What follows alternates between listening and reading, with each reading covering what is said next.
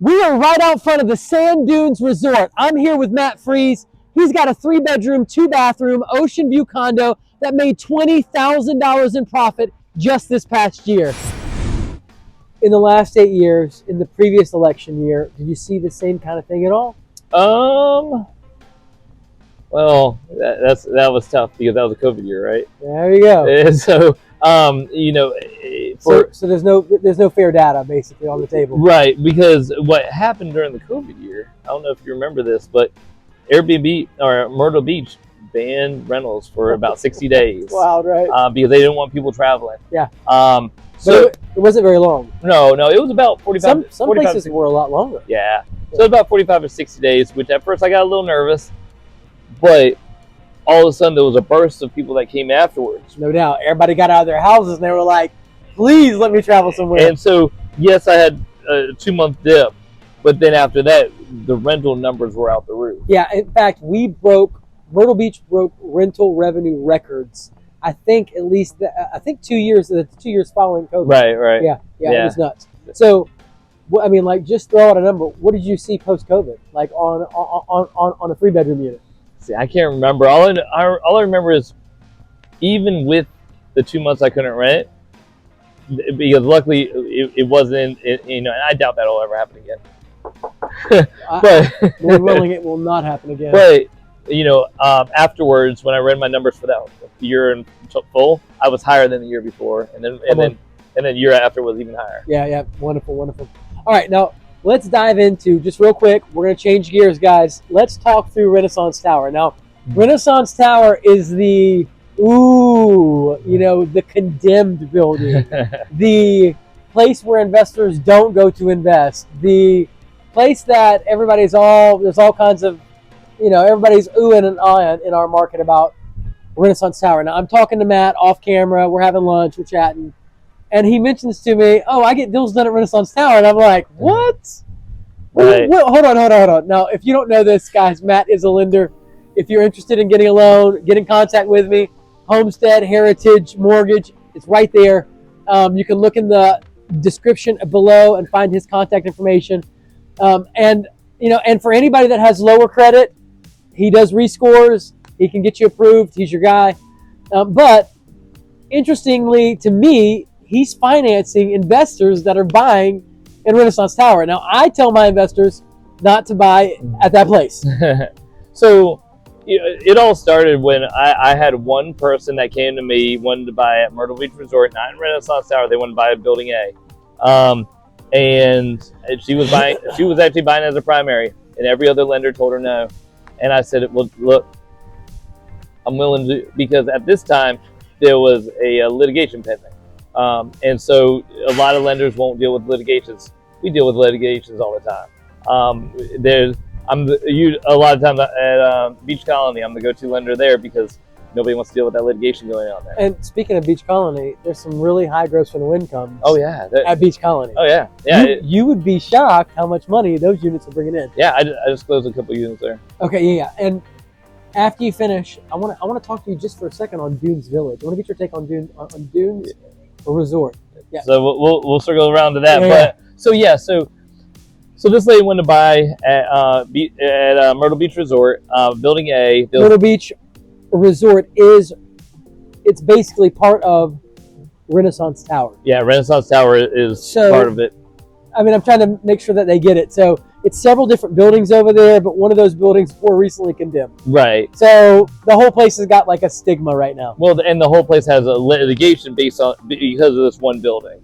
So the litigation tied everything together. Every other lender told this lady no.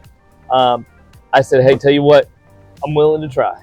And so we got everything together, got into underwriting, got the approval. We closed her. After that, I said, I wonder if I could finance a Renaissance Tower with the same wholesale lender I have. I was like, let me try. So I started advertising, hey, if anyone wants to buy a Renaissance Tower, come my way. I'm willing to try, right? I'm willing to try. And everyone kept coming to me, have you closed in Renaissance Tower yet? I said, no, but I want to try. Well, I can't try without a contract in hand, right? So finally, I went under contract to buy it there. Matt himself put an offer out on a place. So I went. Then it was not a true contract. I went under contract. I got appraisal order. I ordered condo docs. I got to got through the underwriting process, and I got the clear to close. At that point, I killed it. It killed the deal because I wasn't really buying in there at the time. I wasn't ready to buy. I would buy there. Interesting. Then Interesting. But at this point, I know, hey, my lender will lend there. So, I put out there, hey, I could do Renaissance Tower. I know for a fact I just got the clear to close. So I had a borrower come to me, and she was looking to do DSCR by Renaissance Tower. So we went under contract, and we got it appraised. Appraisal came back good for the value. We're doing DSCR. The cash flow wasn't quite there, but we ran into another issue. The appraiser put a couple things on their appraisal that really had nothing to do with the condo itself. It had things to do with the past. With the building was condemned in the past. I feel like there's going to be a special assessment. She had her feelings in the appraisal, which you shouldn't really have feelings in appraisal. It should be factual information. So her appraisal went directly to underwriters. I reached out to her afterwards and asked her if that's normal to have in the appraisals. She said, actually, no, it's not, and I will fix it for you. The thing is at this point, I already went to underwriting. Underwriting didn't like her feelings. And so they denied the loan for Renaissance Tower. I was pretty disappointed. What I ended up doing, started a new loan, got a new appraiser. That appraiser came in. He went based on the facts. Here's what the property is worth. Here's and we were able to get it closed based on the facts of what the property is worth in the condo itself, not any feelings. Matt Fries is probably the only lender in Myrtle Beach, South Carolina that's doing loans in Renaissance Tower at the Myrtle Beach Resort. Now, Matt, do you think it's a good investment? Now, I'm gonna throw this out real quick. Some people might think that Myrtle Beach Resort is a good investment, even though they have a condemned building at the Renaissance Tower, because you could buy it now, hold it for the next 2 years, let them finish fixing everything that's wrong, and then all the values are super low right now. 2 years later, they're going to be right back up there, super high in the twos, and so you could potentially make a good lick. So what's that saying where you buy when everyone's in fear? And who said that? I couldn't tell you who said it, but when people are running away, there's probably an opportunity there. So basically right now it's the fear of the unknown. They don't know what the costs are going to be or for the repairs of Renaissance Tower. But what I do know is that they're all talking, and I've pre-approved other owners to buy in there. I've pre-approved some board members to buy in there.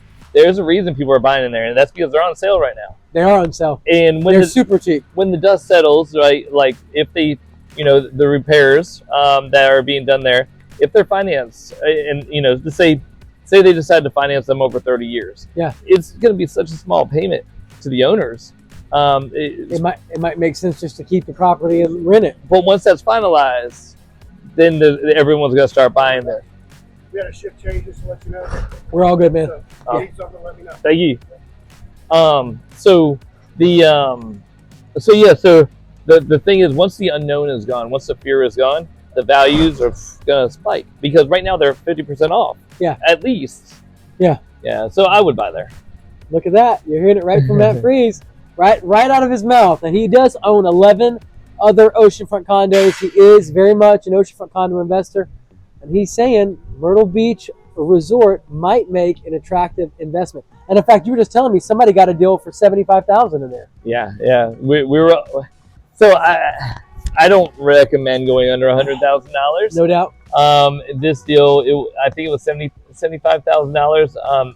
I do have an investor that'll do it, but at that point, when you go under 100,000, with the investors I have, and I don't think there's not many people touching under 100,000. No doubt. The investors I have, you go under 100,000, you're putting down 30% rather than 25%. Yep. Your rate is going rather than right now. I just locked a guy at 6.5%. 6.5% on a condo total with 25% down. The guy who I was financing over at Renaissance Tower at 75,000, his rate was at 14%.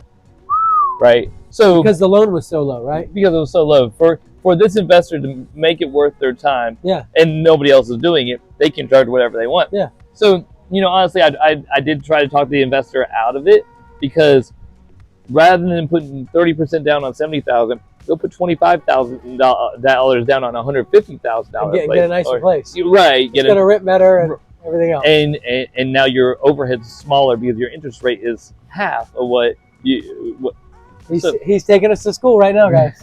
So I try to be as transparent as possible. Yeah. I'm not going to tell somebody, no, don't do that. But it was a better idea not to do that. And I think further into the deal, I think he started to realize it. No doubt. Click the screen now to see the next part of the interview with Matt Fries.